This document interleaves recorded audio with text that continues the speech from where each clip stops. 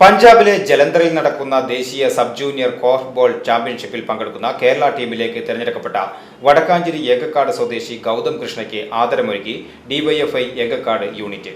എങ്കക്കാട് കൂനത്ത് വീട്ടിൽ വിനീഷ് മോനിഷ ദമ്പതികളുടെ മൂത്ത മകനാണ് ഗൗതം കൃഷ്ണ. എങ്കക്കാട് ഗൗതം കൃഷ്ണയുടെ വസതിയിൽ വെച്ച് നടന്ന ആദരിക്കൽ ചടങ്ങ് വടക്കാഞ്ചേരി നഗരസഭാ ചെയർമാൻ PN സുരേന്ദ്രൻ ഉദ്ഘാടനം ചെയ്ത് ഉപഹാരം കൈമാറി.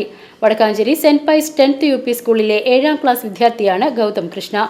സ്കൂളിലെ കായിക അധ്യാപകനായ ജെയിംസ് പോളാണ് ഗൗതം കൃഷ്ണയുടെ പരിശീലകൻ. ജനുവരി 26-ന് ഗൗതം കൃഷ്ണ ഉൾപ്പെടെയുള്ള സംസ്ഥാന ടീം പഞ്ചാബിലേക്ക് യാത്ര തിരിക്കും.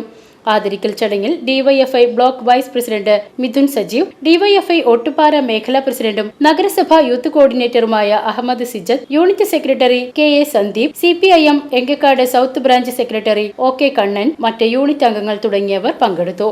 VCV news, Enkakkad.